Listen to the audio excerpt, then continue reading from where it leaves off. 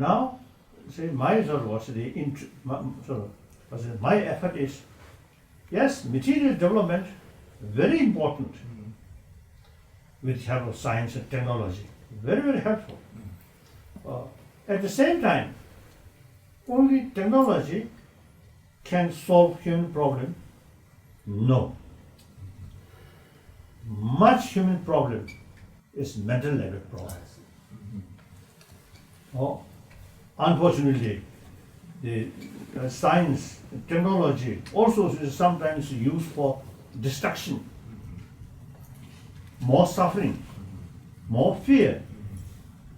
All this science, technology itself, nothing wrong, very important. But we human beings, as a user of this technology, use negative way, destruction.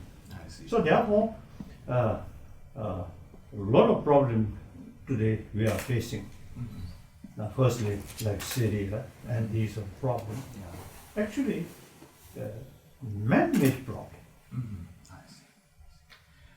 So therefore, now we must pay more attention about our inner value, and then also the individual sort of happy life.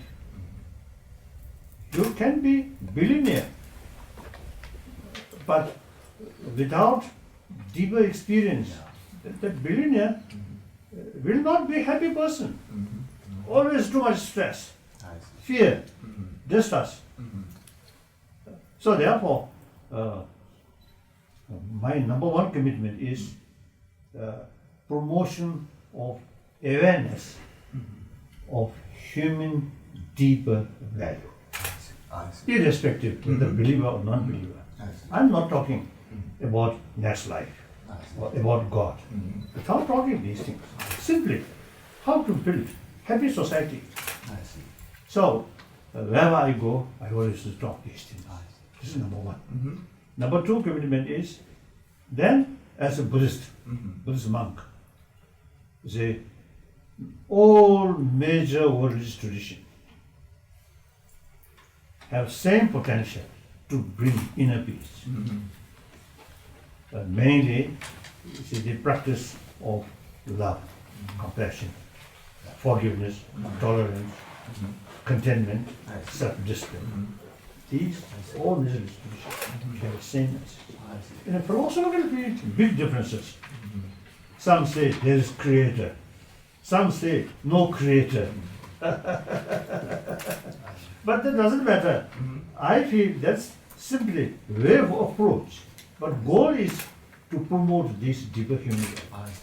So therefore, if the believer seriously practice, sincerely sort of carry their sort of practice, then all have same potential. Then the different philosophy is necessary, because among the humanity, even 1,000 years ago, you see, much smaller number of humanity, but still different mental dispositions. So therefore, even 4,000, 5,000 years ago, you see, it is necessary, you see, showing different way of approach to promote this inner value. So now today, 7 billion human beings, there are many different mental dispositions people there. So therefore, we need different way of approach. All carry same message. Therefore, we must work together. Harmony. So these two things, my sort of rest of my life, till my death, I committed. So therefore, they who have the main responsibility? These things, not government or leaders, the people. And today, we'd like to discuss the bullying. Bullying is a major problem in Japan. What? Bullying. Bullying. Yes. And in your opinion, why do people bully? Because, you see, don't care about other. Just think oneself. And that also, you see, only material value. So bully other people, you may gain some temporary sort of benefit. exploit, cheating, lying, worst case, violence. So all this, you see, they due to extreme self-centered attitude. I should be successful, regardless others are feeling. So then bullying, and also the injustice in many society. Even religion also sometimes used for bullying, Oh, really? used for exploitation. Religious leader is sometimes manipulate people. That also is a form of bullying, Yeah, I think form so. of violence. So all this lacking deeper sort of understanding, real value of sense of concern of others. And in Japan, some children committed suicide because they have been bullied. So how can we stop bullying? Nowadays, I think worldwide problem, not necessarily Japan alone. I think everywhere. These, many of my friends, some educationists, some scientists, some philosopher, thinkers. Now we all now have the same opinion. Now our education system, existing education system, very much oriented about material value, not talking about our inner value. So children, at a very young age, you see the human affection very much alive in their daily life. You see, they, and actually their survival very much depend on mothers or some others of affection, like that, or parents' affection. Then gradually, while growing, school. Now school, in education field, not much talk about love, compassion, these things. So that's, I think, one I think factor. The generation of people who come through that kind of education. Then the whole society, materialistic sort of society. So materialistic culture. So people who live in that kind of environment, then you see naturally the money or material value, only think these things. Then on money or material value, no basis of good or bad, only related good and bad or constructive and destructive based on human feeling.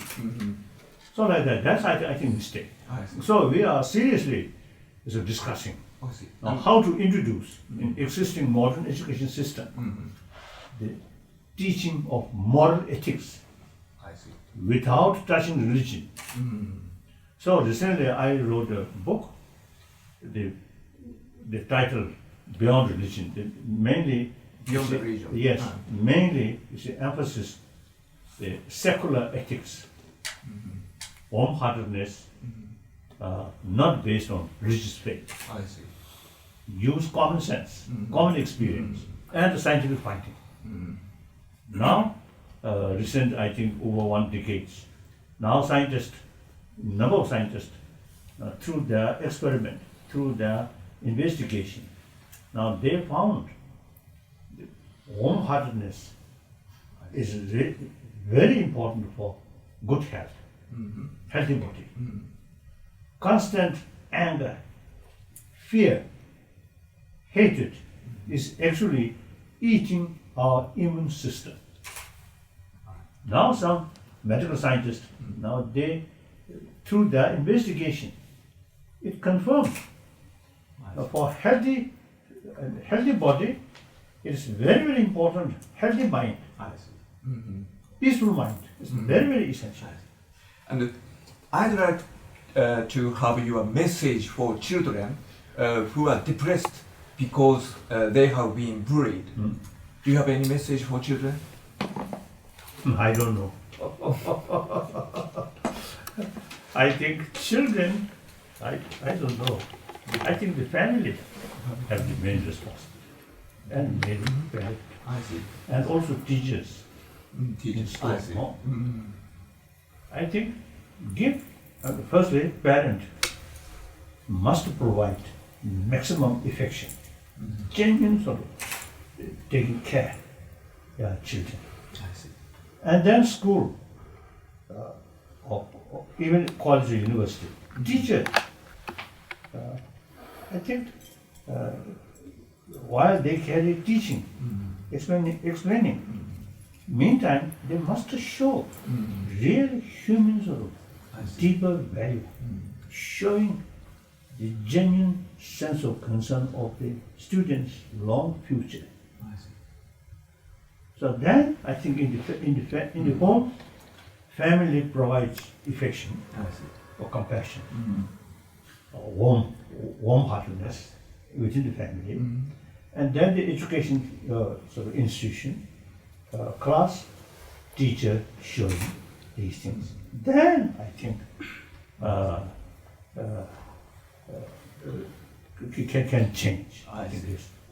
Otherwise, you see, in the home, I think parents too much busy, work, I see. earning money, and sometimes you see little bit neglect I see. the children. And then class, the teacher, you see, sometimes you see show, I think some threat, maybe. So you see student in classroom, little bit fear. I see. And on the home, very cold sort of also the atmosphere. So then I think children really suffer immensely. I see. I see. And I know that you made never give up.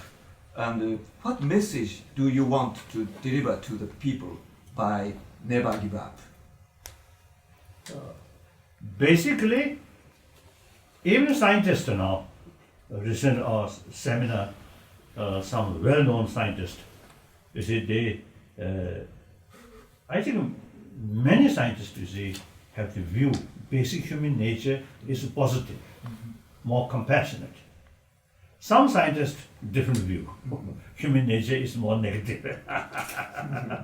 But I think more sensible, more balanced sort of minded scientists, many of them say basic human nature is more gentleness, more compassionate.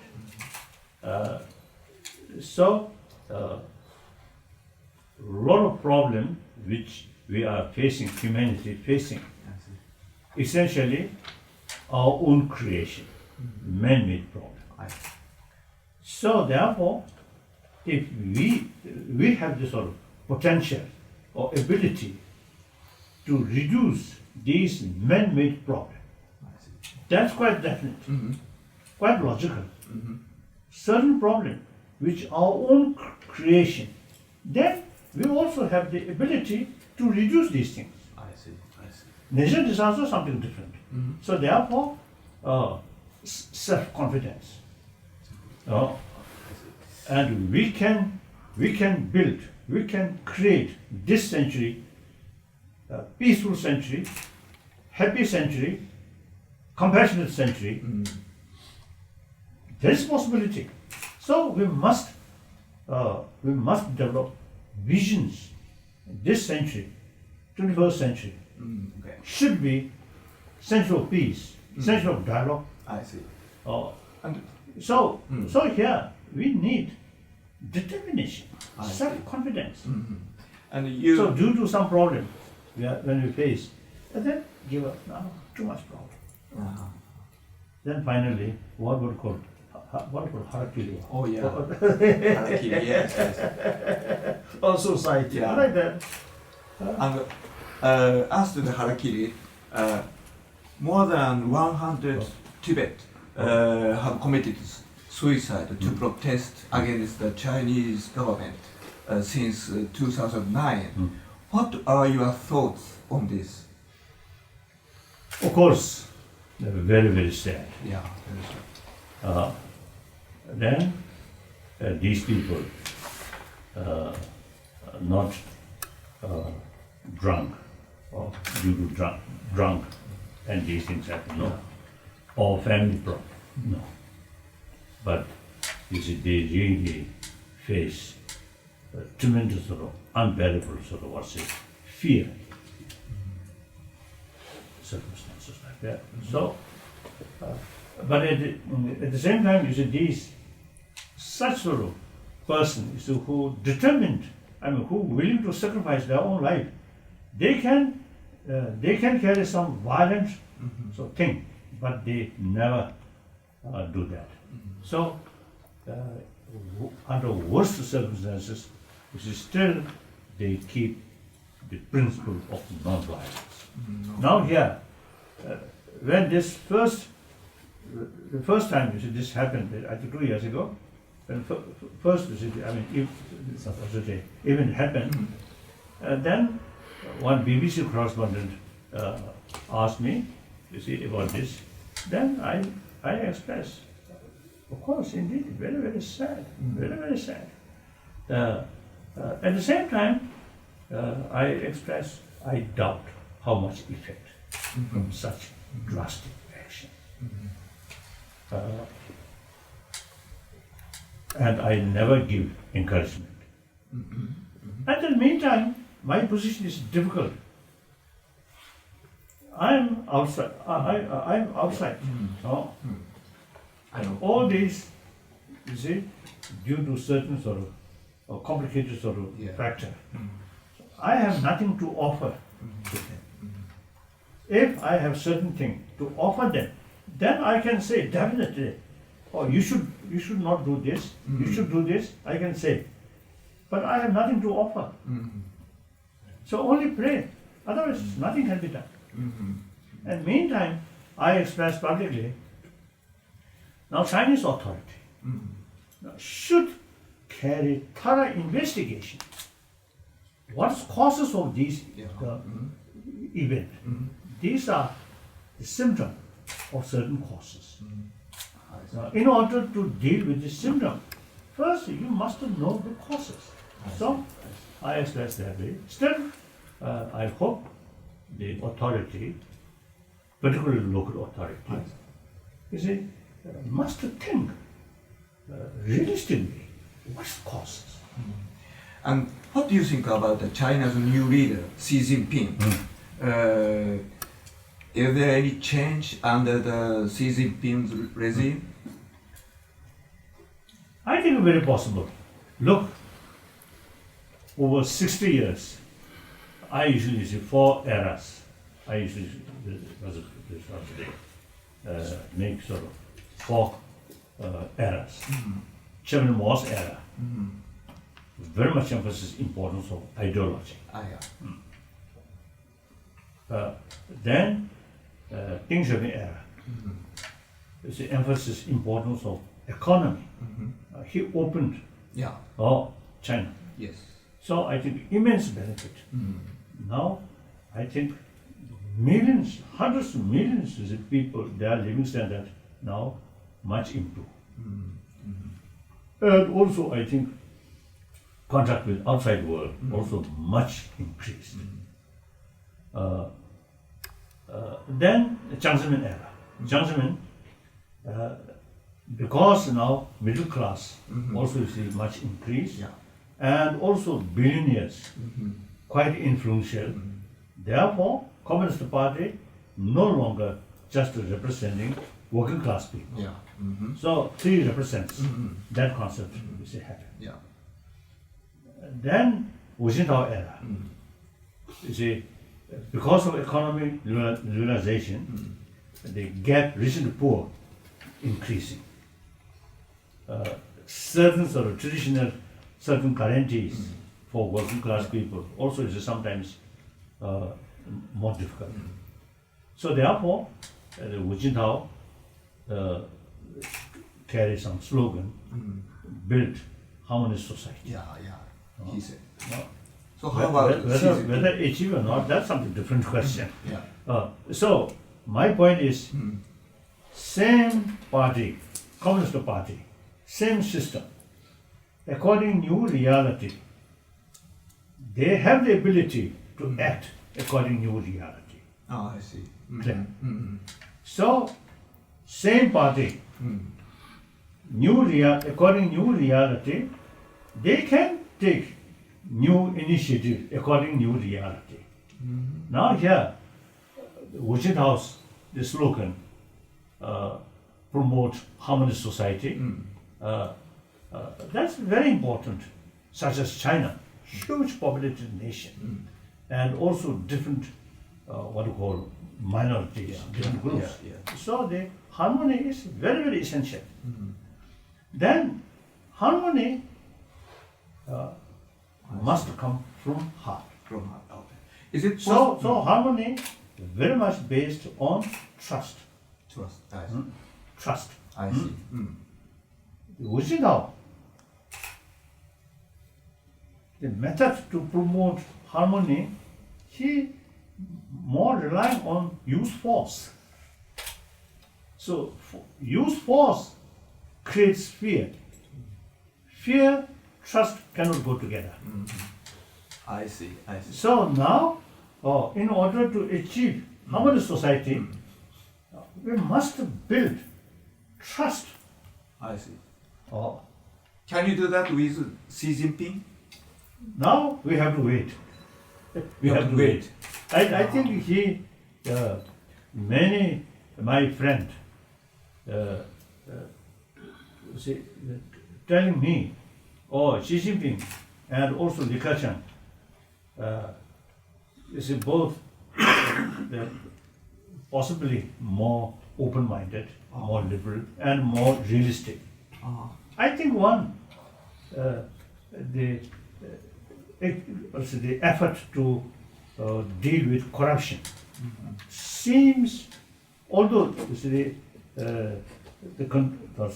dealing with corruption since in the previous time also, but Xi Jinping seems to see more forcefully dealing these problems. I think so. So it seems to see he seems like man of action. I see. Man of action. So we'll see. I think the China really need stability, unity, harmony. I see. I see. So now these just with a slogan is not sufficient. Through action. Direction. Yeah. So the realistic action, I see. that's built I trust. see. So is it possible for Tibetan people to reconcile with the Chinese government under Xi Jinping? Actually, since 1974,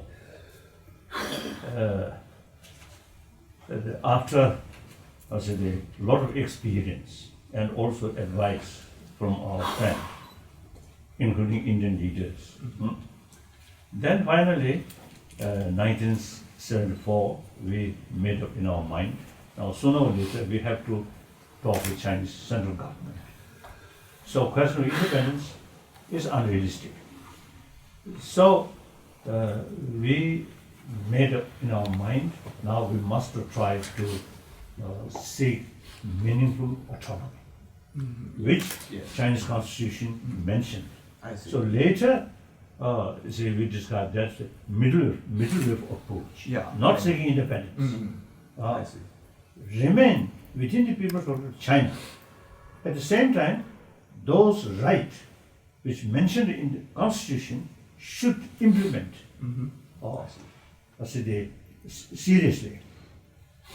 So then also you see all other Tibetan area beside autonomous region of Tibet, the Qinghai province, Gansu province, Sichuan province, and Yunnan province, there are, I think, around 4 million of Tibetans in these areas.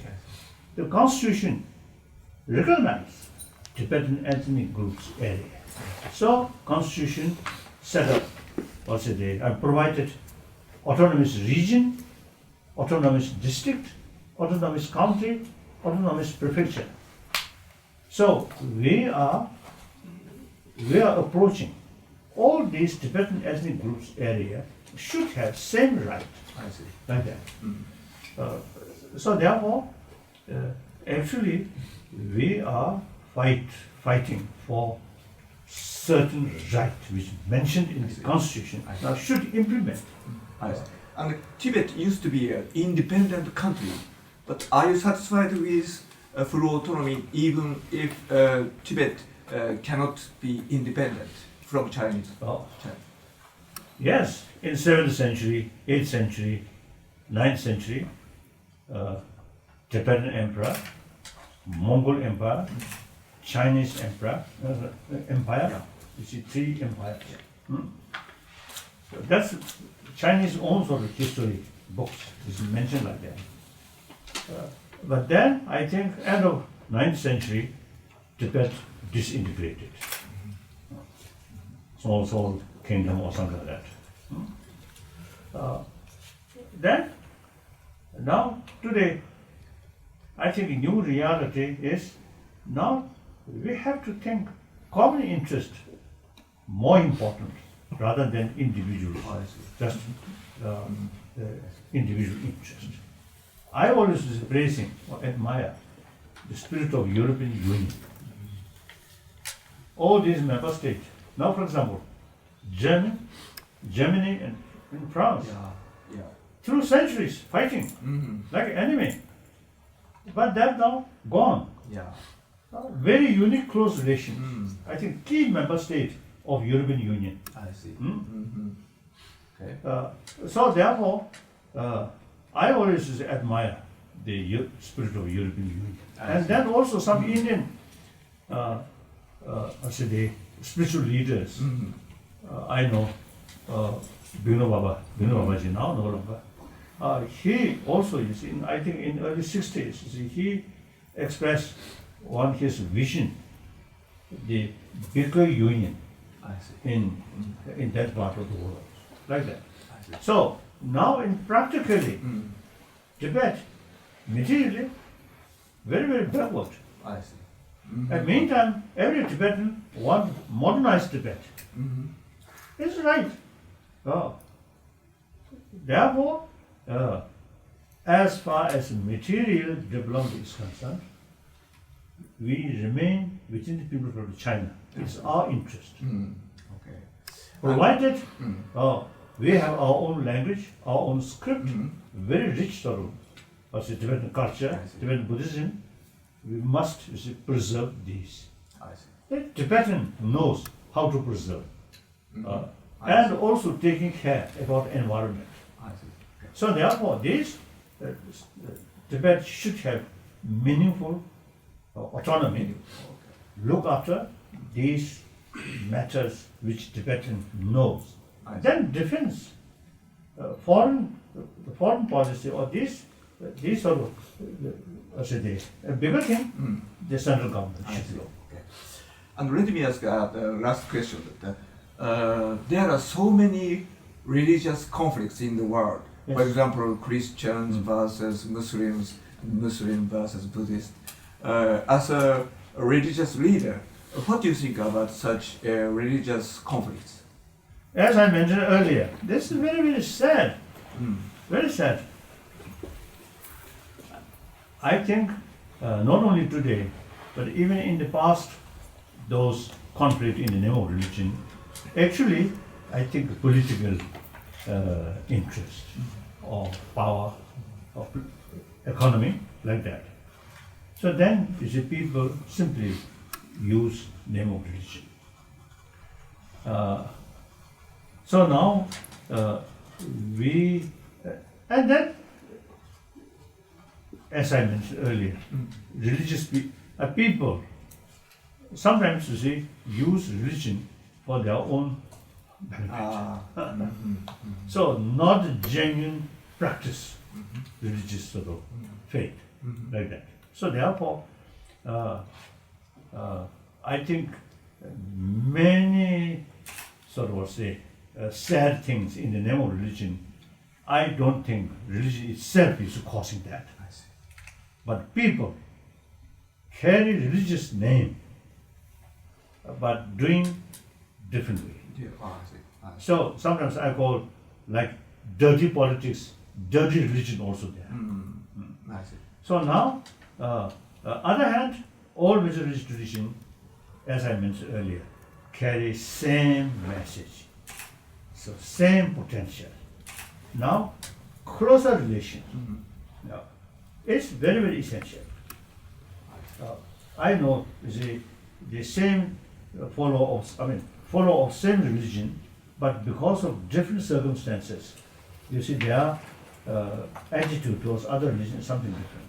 Now, for example, in India, I think over 3,000 years, already different religious tradition already there. So, India, over at least I think 3,000 years, religious harmony, I think very strong.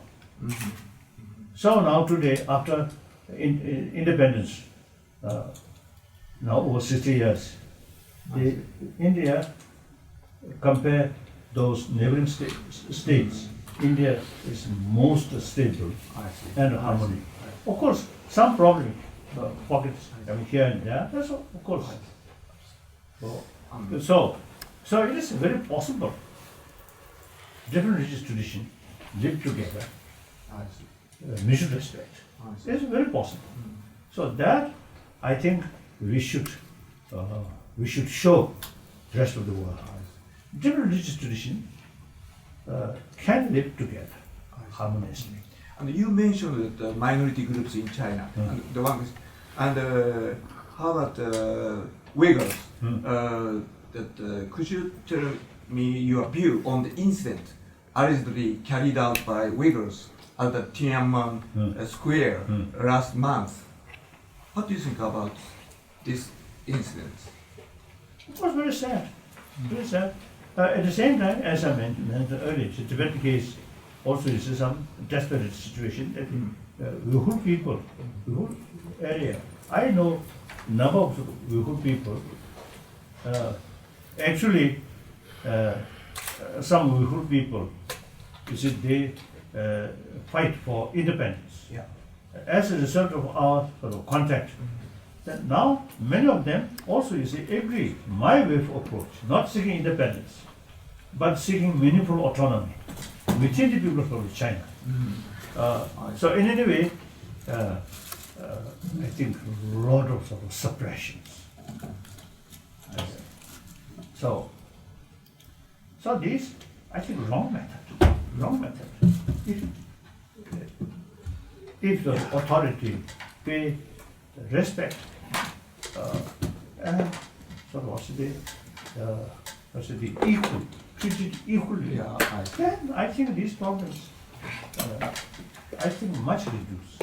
And some people say that an eye for an eye and a tooth for a tooth. But you are always appearing non-violence. Why do you so insist? That's the realistic approach.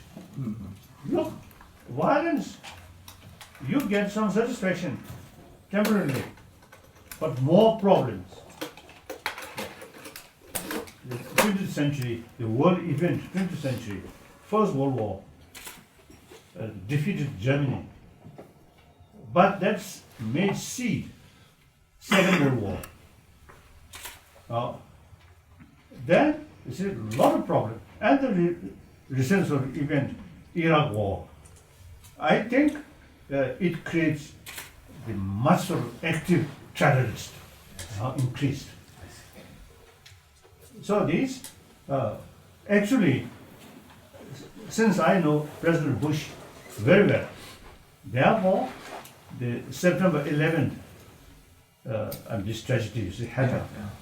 Then September, I think 12th, 12th, I wrote a letter to President Bush, since I know him.